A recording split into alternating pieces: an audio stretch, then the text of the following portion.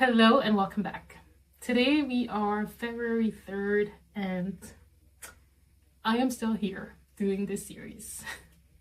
As you know, I had planned on being done on January 31st. However, today is day 17 and we are still not done with the series.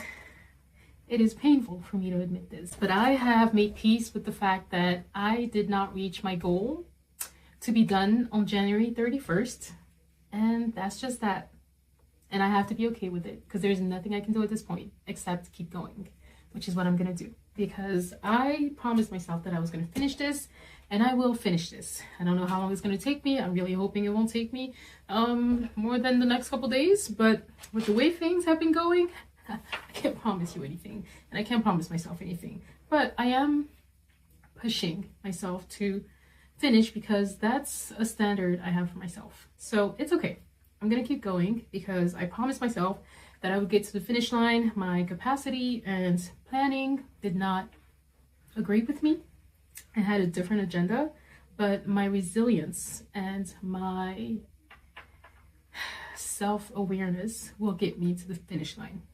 So I would love it if you stuck with me and continue to watch the videos and continue to support this initiative because it means so much to me and it is very encouraging. So please stick with me, and I highly appreciate it because it takes a lot. It takes a lot to come here a second time and explain to you guys that I am still not done with this series, but I've just made peace with this, and I've just come to terms with the place I'm at in this series.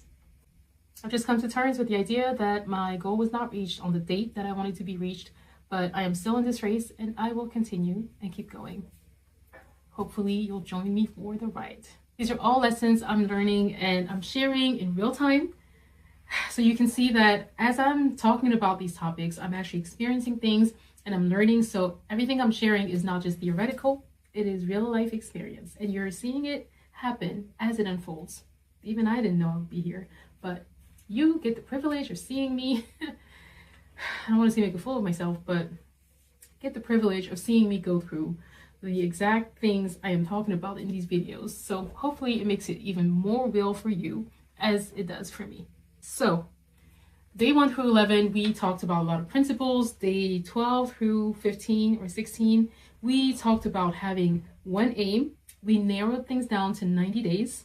We talked about having priority outcomes that support our aim. We talked about having standards. We talked about doing an elimination audit that tells us what we're going to stop, what we're going to pause, what we're going to adjust so we can get to the finish line without any bottlenecks or anything dragging us down. And then we talked about the whole life balance framework by Dave Ramsey yesterday, because something that I realized is that the moment I started losing momentum was when I ignored my capacity to carry out this purpose, this initiative, while still managing other aspects of my life. So I did not have a whole life perspective of life when I planned on doing this series. And this is something that I would probably say I could have done better these past 31 days. So the purpose of today is to take our aim and narrow it down into focus areas. So we've narrowed our time focus to 90 days, and now we're going to get started with those 90 days by having 4 focus weeks. So we're going to take 4 weeks and we're going to have a focus area for each of the weeks that helps us build momentum and get some tangible results right off the bat. So now that we've narrowed our aim into 90 days, we're now going to design the first 30 days of those 90 days by honing in on key focus areas over a 30-day period. We're shortening the time, the window of execution to build momentum and to keep it going without getting to a place of burnout. Now looking back, I probably should have given this more thought because I did exactly that. I broke my series down into 4 weeks of executable plans, and I had focus areas for each week. If you remember, if you were here from the beginning, I had planned to do this over 4 weeks. Each week had a focus area, and each week was going to be 6 pieces of content. Is that what happened? Absolutely not. Why? Because in designing my plan of attack for my 90-day time frame, I ignored capacity. I've said that in the beginning. I completely ignored capacity, and I didn't account for each specific area of my life. I thought they were working in cooperation and collaboration. But turns out each area of my life decided to do its own thing these past 31 days. Each area decided that it was going to be a priority. Each area decided that it wanted its own thing, that I had to give it all my time. And what happened is I experienced burnout. So as you're planning your plan of attack, your 30-day plan of attack, your 4 weeks of focus areas, I really encourage you to account for capacity. Because if you're anything like me and you overestimate your ability to get things done, then you should start small. We talked about that. I'm not sure which week we talked about it on, but Jim Rohn, this made me think of it so much because Jim Rohn said that we should think big, but start small. Now, thinking big is, I can think big. You want a big thinker? You want an ambitious big thinker? Come to me. I'll give you the most ambitious plan. I'll help you plan it. But acting, behaving, executing, planning, well, not planning, executing, that's where the problem is. I thought big with this series, but I didn't start small. So as you're planning your 4-week plan of attack, think big, be ambitious, don't limit yourself. True, do all of that, but start small. Start with the smallest thing you can find so you can build momentum. And as you start executing, then you add layers to your execution. But don't do like I did. Don't do what I did. I thought big and I started big. Oh, Gabrielle. So let that be a lesson for you. But the crazy thing is, when I did that, when I planned this series, I actually thought I was starting small. I was thinking big, and for me, I was starting small. I should have started with a 1-week series. I should have just started with like a 5-day series, 5 days or 1-week series, and talk about certain aspects of this topic. But the thing is, I'm passionate about what I'm doing. I started talking, I started recording, and then I wanted to share so much more. So I started sharing, I started recording, I started talking, I started enjoying this. I started thinking about all the things I wanted to share. I wanted to share something holistic, complete, that could help not just create goals and set goals like we've all been doing these past years, but really get to the bottom of what goals will work, what goals can I carry out, and if I can't carry them out, or if I end up not carrying them out, how do I know what broke down? That was my goal. That was my aim. And so in designing this series, I thought I was starting small by doing a 24-day series, because for me, starting big was, I don't know, writing a book. That's what starting big looked like to me. Doing a 24-day series, for me, this was starting small, but evidently it wasn't starting small at all. I was starting too big. I just wasn't starting small enough. That's the thing. So as you start small, your small might not be my small. Your small might be batch recording 10 videos in 1 day. And my small might be just drafting the content strategy. But whatever you do, identify what your small is. And maybe go smaller. Oh my God. If you're anything like me, I can't do small. I'm always doing big. But it catches up to you, and then you burn out, and then you forget about capacity, and then what happens. So I do not encourage you to start big. So think big, but start small. One thing that I want to be true about myself is that I finish what I start. It's something that hasn't always been true about me, but it's a standard I've given myself. I want to uphold that standard in everything I do. I want to start something and I want to finish it. And the reason why is because I am a child of God. God finishes everything he starts. He doesn't start a thing before he thinks about the finish line. Like he thinks about the thing all the way through before he even starts it. There's always a finish line for him. And being a child of God, I just think that it's important for me to have that as a standard. So it's one of the standards that I've given myself, and one of the standards that I want to honor in everything I do.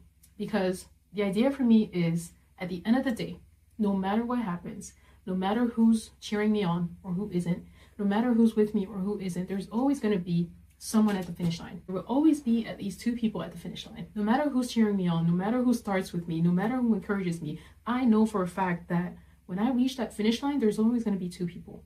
The first one is God. The second one is my future self. God is always going to be at that finish line. God expects me to finish. He expects me to finish because he's giving me everything I need to start and finish. And if I'm like him, because I know I'm made in his likeness, then I should be able to start and finish everything I set out to start and finish. Everything I set out to do should be done. I should be able to do it because I'm a child of God. So I know for a fact that God expects me to finish, and he's at that finish line. He's waiting for me. So that's what I picture. That's what I picture. And not only is he waiting for me, he's expecting me to finish. He's giving me everything I need to finish. So not finishing is not an option for him. Me not getting there, like me not reaching the finish line is not an option for him. Like he's going to sit there and wonder like, why is this girl not here? That's what I picture. That's what I think of when I think about everything I do. I always picture myself reaching the finish line and seeing God there, like it's about time, or having God there and just cheering me on with the Holy Spirit and all the angels and being like, yeah, go ahead, Muriel, you got this, keep going, you're almost there. That's what I picture. And the second thing I picture is seeing my future self waiting for me. My future self is waiting for me at that finish line. My future self is cheering me on. When I want to stop, when I stumble, when I fall, when I fail, when I feel like I want to give up and throw in the towel, I picture my future self telling me, don't do it. Don't do it, girl. I am waiting for you. I'm expecting you to finish. I need you to finish. Because if you don't finish this, I can't start what I need to start. That's what I picture in my mind. I picture my future self telling me that there is more to this. I need you to finish. You don't have the opportunity. You don't get to not finish this because I need you to finish it. If you don't finish it, you're impacting me. So that's what I always imagine. So that's why I can't stop. That's what keeps me in it. That's the image and the thought that keeps me in this race. That's what keeps me going. Seeing God with open arms, laughing and jumping, and seeing me finish and getting excited with me, and seeing my future self being proud and just cheering me on and just telling me that I got this. That's what I picture. So I can't stop. I can't stop. I have to finish what I started. It's a standard. I know God expects me to, and my future self needs me to finish. So I don't know what it is that keeps you going, but just know that in this journey of life, you will need a thing. You will need a picture, a standard. You will need something. You will need something that keeps you going. And it can't always be people, because people will disappoint you. People will leave you. People will abandon you. People will get tired of waiting for you. People will get tired of seeing you fall, get up and fall, get up and fall. People will get tired of that. People won't have the patience to wait for you to get to the finish line when it takes you more time than you expected. But God and your future self, they will always be there. They will always expect you to get there. So keep those two in mind. If you don't have anything else that keeps you going, if you don't have anything else that gives you motivation, not just drive, but purpose to keep going when everything tells you to stop, when everything tells you that there's no point in doing this, like who's watching anyways? Like, why do you feel like you need to continue to do this? It's costing you time, energy, money. Like, just stop. Just stop. Just stop. Just stop already. When you hear those voices, remember that there's a voice that's always on the other side. Like, you got those two voices. There's a voice that's trying to tell you to keep going. And that's God and your future self. That's the Holy Spirit. That's the angels. That's everything that's been sent to allow you to get to your finish line. So get there. Keep going. Don't give up. Anyways, I'm just rambling on. I just want to motivate someone. I just want to bless someone. And I just want to keep someone in the race. Like, if anything, I'm hoping that this video keeps you in the race that you're running. And the thing is, in this race, people will be running in front of you. You will see people get to their finish line. You will see people from far already crossing that line, celebrating, cheering, getting their prize, while you're still running, tired, sweating, in need of water, and wanting to give up, maybe falling to the ground and hurting yourself along the way. But what do? You get up and keep going. You get up and keep going, because everybody has somebody cheering for them, and you have yours cheering for you too. You got God cheering for you. You got your future self cheering for you. So keep going, because you can't disappoint them. Disappoint them, you're disappointing yourself. So I've said a lot. I'm just trying to explain that if I'm continuing this series, it's because I want to share this knowledge. I am passionate about what I'm doing. I really am. I'm passionate about this. I'm passionate about sharing this knowledge. I'm passionate about doing this. I'm passionate about finishing what I start. And I want to make God proud. And I want to make my future self proud. I don't know what my future self is going to get from this, but I know she will get something. And I know she wants me to finish. So I'm going to do it. And I'm going to keep going. And I hope you do too. Whatever it is you're racing for in life right now, keep going. Get to your finish line, no matter who else is running the race against you. Because the thing is, we're not running the race against other people. You're running the race against yourself. You're running the race against your future self. That's what I tell myself all the time. This race I'm running it against my past self. I'm running it against my past. and I gotta keep going.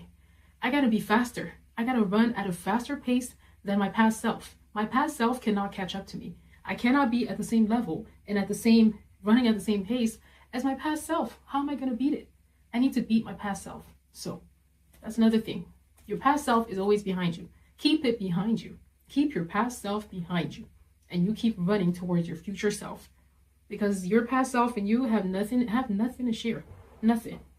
Even if your past self was good, you can always be more. You can always be better. So keep running. Stay in that race and get to your finish line. Because the race isn't over until you reach the finish line. You reach the finish line. No matter who's running ahead of you. No matter who's running past you. No matter who you see cheering themselves or being cheered on, celebrating, jumping, getting their prize all the way at the finish line over there, you keep running.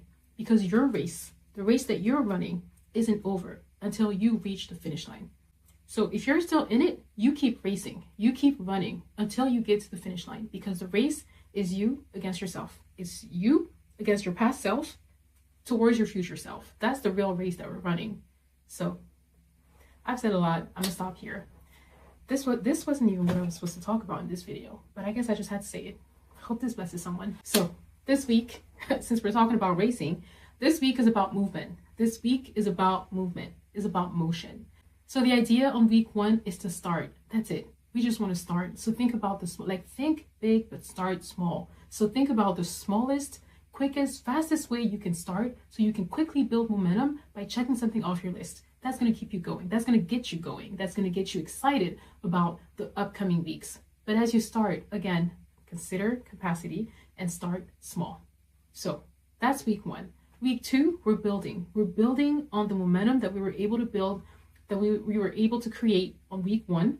So on week 2, we're building on that momentum. So the idea is to say, okay, as I'm doing this, what's working? What's working and what can I repeat? And when I think back on my story,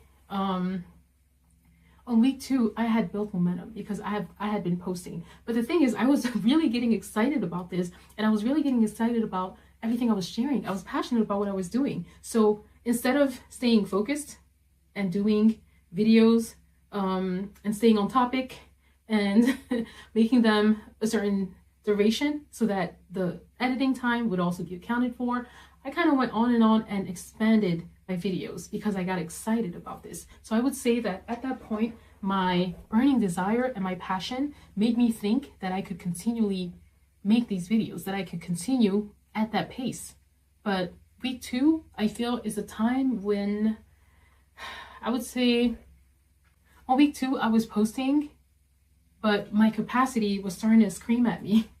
Well, not scream. On week 2, my capacity was probably just whispering and starting to mumble and starting to complain. Like, hey, listen, what are you doing out there? Because something's off. And if you keep going at this pace, things are going to be totally off and we're going to get to burnout. So be careful. I think the beginning of week 2, that's what was happening. And then midway, like around the end of week 2 and maybe week 3, my capacity was like, you broke me. You broke me. I can't do this. So we're stopping. That's literally what happened. So as you're planning for week 2, consider your capacity, consider your drive, and don't be misled by your passion and your burning desire for what you're doing. Because think about it, on week 1, you will have built some form of momentum. You will have built patterns. You will have seen success in what you're doing. You're going to see repeated, small successful moments. So that's going to give you passion and that's going to give you motivation on week 2. But on week 2, you're supposed to just repeat what has worked and consider capacity so you can get to week 3. Because week 3 is where you reinforce. Week 3 is where we reinforce what's been working. By that time, we will have built momentum. We will have identified successful patterns. We will identify what works. We will see what has been adjusted, what's been tested. And on week 3, the idea is to simply reinforce, repeat those patterns. And the thing for me is when I was on week 3 of this series, instead of reinforcing, I was readjusting, because at that point, my capacity was all over the place and just said, you know what, I'm done supporting you. I'm not supporting you anymore. I'm out the door. And my capacity left the room. And my aim and priority outcomes were just left weak and scrambly. So think about capacity for sure. So on week 3, instead of reinforcing, I was readjusting. And then another mistake I think I did where I had an opportunity to do better is that week 4 is supposed to be you closing. At that point, there's nothing we're adding to our to-do. At that point, we're thinking about what can be completed. What do we have left to do? With the time that we have, what can be completed? And instead of telling myself that on week 4, which is now, no, it's not now. Week 4, it's week 4, but on week 4, which was, I think, a week or 2 ago, a week ago, instead of telling myself what can be completed and then adjust based on the time that I had left, what I was doing is I was telling myself I only have these amount of days and this must get completed within those days. So I was thinking about what shortcuts can I use? What can I adjust even more? What can I sacrifice more? And I knew at that point that my capacity was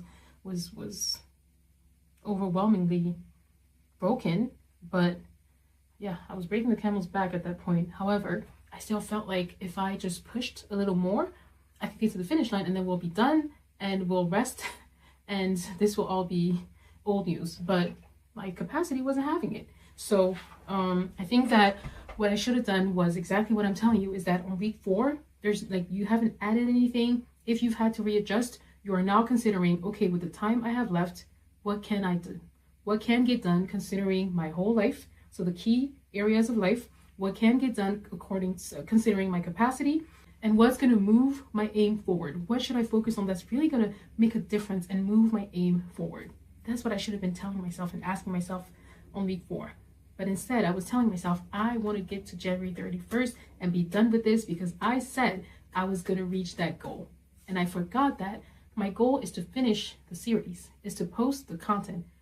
January 31st was a deadline I gave myself, but it's not the ultimate goal. So I'm still in this race and I'm still doing this because my ultimate goal is to post 24 days of content. And the idea was to do it by January 31st. But as you know, it hasn't been done. And I now know why. I know why. I know where things broke down. And all I can do is do better in the future. So I hope this blesses you. This is day 17 and we are done. I will see you for the next day. I can't promise you anything at this point. The only thing I can promise you is that I will finish this. That's the only thing I can promise you. And it's not even because I don't want to make any promises. It's just because I have learned my lesson. I have learned my lesson. I have learned that planning is not as simple as we think. And as much as done is better than perfect, done well is better than done on time. There has to be a balance between getting things done and getting them done on time. And that's that balance I'm trying to find. That's the balance I'm trying to find. So my hope is that we'll be done with this week. Now,